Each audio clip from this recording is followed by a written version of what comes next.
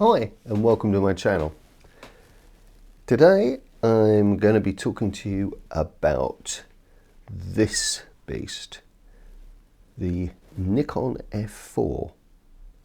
There's a lot being talked online about it recently, and I want to set the record straight and maybe go into some points that other people have missed. Let's get into it.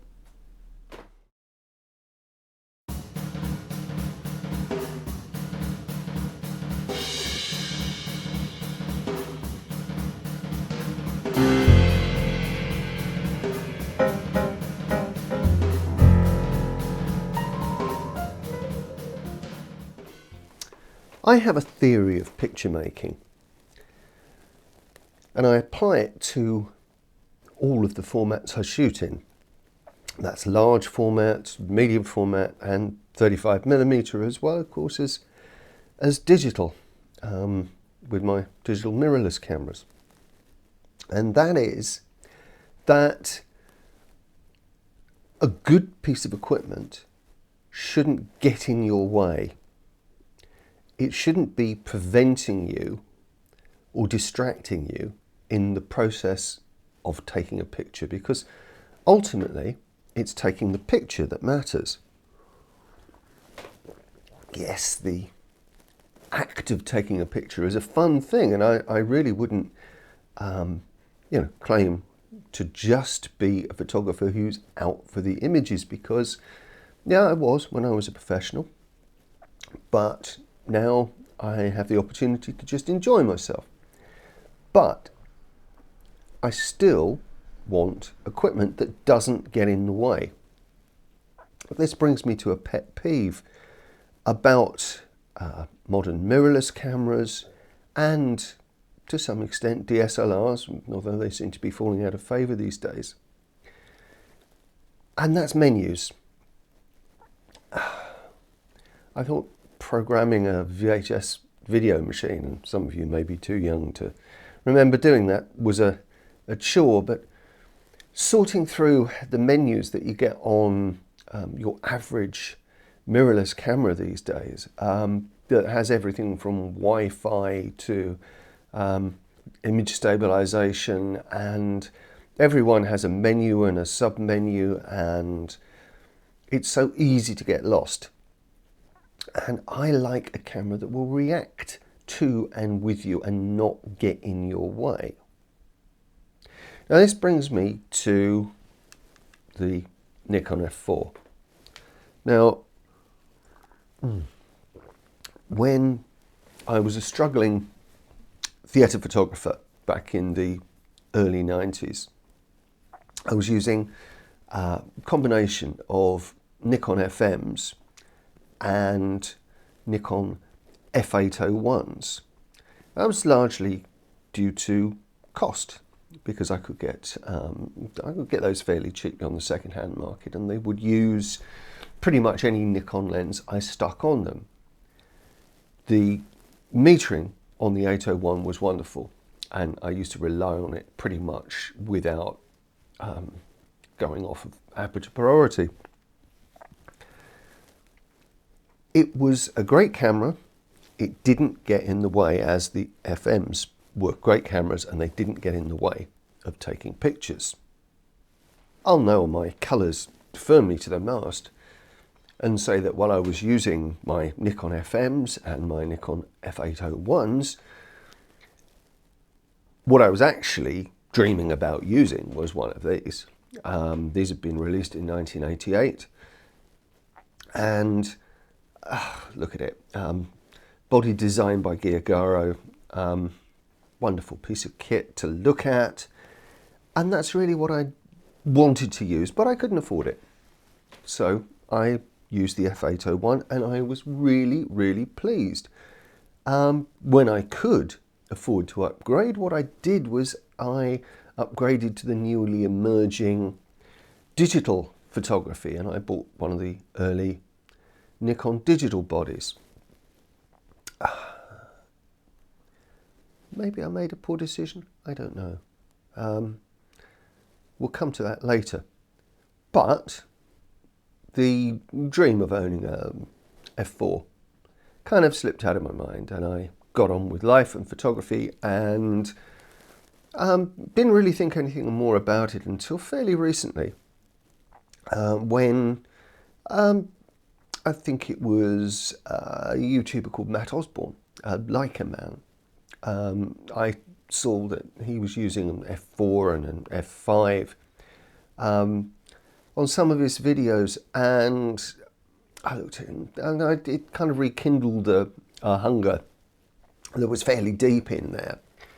And so I looked at how much they were costing, and I was a little bit gobsmacked by the fact that a couple of £100 could get you a really, really good Nikon F4. And we're talking about a camera here that probably cost £2,500 new, and was the epitome of professional SLRs. Now, you'll hear some stuff online about there being contention about the autofocus and the fact that this camera let the crown slip to Canon. I think that's overstated. The very fact that in 1988, when these came out, they literally couldn't make them fast enough. They sold so quickly. In fact, you could barely get one until 1989. So I don't think it was the camera that cost Nikon its crown. I think that was going to happen anyway. Canon had a more aggressive marketing strategy. They also did things like make upgrades to the cameras available more easily.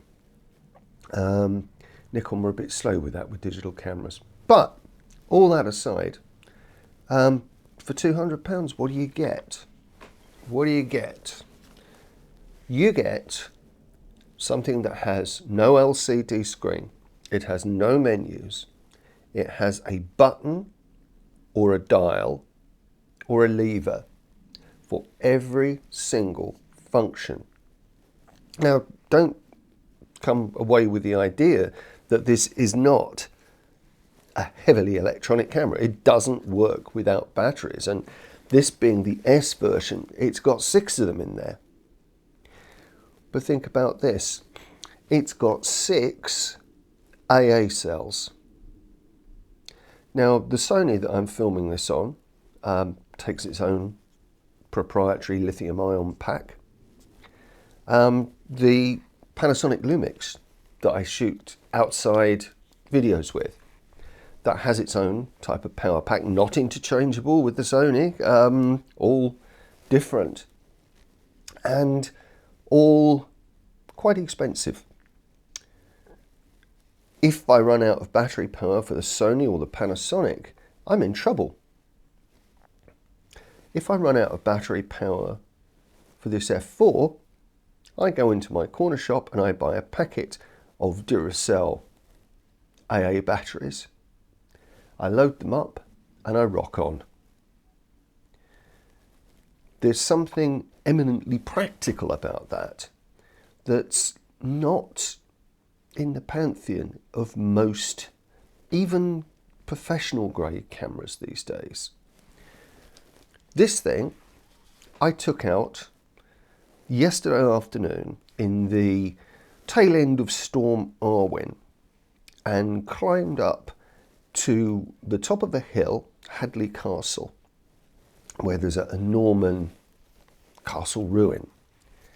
And in the wind and driving rain, where I had to wipe the front element of the lens the whole time while I was shooting, and the camera was soaked, this just got on with it. It didn't get in my way. It just slowly, as far as autofocus is concerned, but not that slowly, got on with focusing, got on with exposing, got on with doing the stuff that it does best, allowing me to concentrate on what I was doing, which was taking the pictures. So this beast, looking like a drowned rat when I threw it in the back of the car, just dried off, and is still rocking on. So, you know, it's still there, it's still working. I'm not sure how many modern mirrorless cameras would get a soaking like that, be thrown in the back of a car and still be trucking on. Something to get over with the F4 is that I think it's the only professional level SLR I've ever used that has got a locking button for every function. That's incredibly useful. I have a real issue with the fact that with my Sony A7, pretty much every time I take it out of the bag or you know, chuck it somewhere while I'm doing something else, I will knock the exposure compensation button or the mode selector dial on top because there's nothing locking it. This camera has a lock for every function, and you know, you push a little button, you turn the dial, and you can't screw up with that. Yes, it makes things a little more complex, but it also makes it kind of idiot proof. This camera will load the film for you. It will rewind it when you've finished, and here I must point out one of the slight weaknesses and something that I found out yesterday to my cost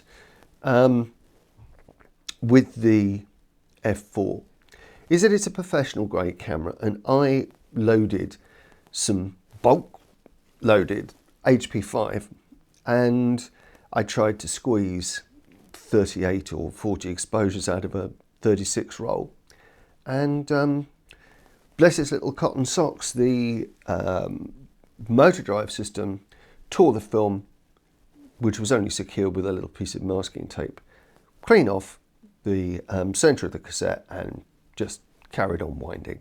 So I had to shut the camera down at the end, bring it home, and then in my dark tent I had to take the film out, and there was absolutely no problem with the film was fine, and I went on to develop it with no problem. So not the fault of the camera, it's a professional instrument. You wouldn't normally be using you know, cheapskate bulk loaded film really with a professional grade camera, and I shouldn't have tried to squeeze too many exposures out, but it can bite you on some things if you don't pay attention to it. Another downside of the F4 is its weight. I think that's more of an issue when you see the weight mentioned, or you know, it doesn't feel a super heavy camera in your hands because it's styled very, very well and everything fits. And I think it's the first Nikon, it might have been one of the first cameras to have a vertical shutter release button as well as the normal horizontal one. It fits in the hands beautifully well, so it doesn't feel super heavy. What it does feel is super solid. There was an advert for the Nikon F, I believe, it might have been the F2, which was this camera could take a bullet for you because very famously a war photographer in Vietnam had his life saved by his Nikon literally taking a bullet for him and deflecting it. I think this camera would probably take a 105mm howitzer shell for you. It's so solid, it's almost got its own gravity, and it's particularly, I've got a 60mm macro lens on here at the moment, which is one of the ones that's got the alloy barrel, whereas an awful lot of the other Nikon lenses, autofocus ones of the time, had polycarbonate barrels. Not a problem with the polycarbonate, it's really tough, but this one is mega tough. So yes, they're heavy, that's a downside. I would be absolutely in disagreement with anybody who says that the autofocus is unusable in a modern context. If you take a camera like the Sony A7, and I fully admit that that's probably not got the best autofocus in the world, but it's still quite fast modern autofocus, and you only use the central focusing point, which is all the Nikon F4 has, there's not that much difference. Really not that much difference. And yeah, if you're going to be tracking Formula One cars or whatever they get, this camera probably won't be the best for you. But then again, people seem to manage back in the 90s. And I think now maybe we're looking at microseconds shaved off things. You notice when people run the mile, or whatever it is, 1,500 meters now, they don't break the record by several seconds anymore. They break it by fractions of a second. And this is what we're shaving off on autofocus times, just fractions of a second. This will autofocus fast enough for pretty much every situation you're likely to be in. And it really doesn't hunt very often either. It hunts an awful lot less than my Panasonic Lumix. Of course, no discussion about the F4 would be complete without mentioning that, as far as I know, it's the only Nikon film SLR camera that will meter in matrix, and in fact meter in any mode, with any Nikon lens made from 1959 to the present day. That's over 60 years worth of lenses that can be used on this camera. In manual focus mode, obviously, for a lot of them. And with some of the modern lenses, you'll be stuck to using them in program mode or shutter priority because they don't have an aperture ring. But it'll still use them. So if you use a Nikon digital SLR, you can still use the lenses from that, although you have to be careful. Obviously, if it's from one of the crop sensor cameras, you will get vignetting. But those lenses will all fit and they're all usable in some way. That's a very, very powerful advantage over, for example, buying Canon, one of the, maybe the T90 or the EOS 1, in the sense that Canon changed lens mount between the EOS 1 and the T90, and nothing works between the two. They're so different, it's unreal. Up until the present day, and with the latest mirrorless Nikons, they've changed the lens mount, I do believe, although I haven't tried one of them. But any of the F-mount stuff will work, and I think that's a fantastic advantage. You have all of that wonderful glass, including classic lenses like the 80-200 f2.8, which I actually used to own and really stupidly sold. So yeah, it's terrific value for money these days. It's bulletproof solid. Yes, it is technically complex, but the controls are actually really simple. If you've used a manual SLR, bar the rewind mechanism, you will just find your way around it in 5 minutes, and you'll barely need the instruction manual. It has a hefty instruction manual, but you'll barely need it. All the functions are easy to see. The viewfinder is really uncluttered. It has a frame counter in it, which is a godsend. It has a digital rangefinder mark. In other words, you can see what the autofocus would do if the autofocus was turned on, which means you can just glance up and just check your focus, which is really useful. So there you have it. This was never meant to be a manual for the F4 or a list of its features. This was just my general thoughts about how relevant it is today and whether you should buy it as a film camera. Should you buy it? Well, absolutely, in my opinion, emphatically not. You should not in any way push the prices up on eBay so then I can go and buy a couple more bodies and use them happily in time in my 90s. Should you buy them? It's a no-brainer, of course you should. They are possibly the pinnacle of SLR evolution before digital cameras arrived. And in fact, they're probably the peak of control evolution, surpassing even the digital cameras of today.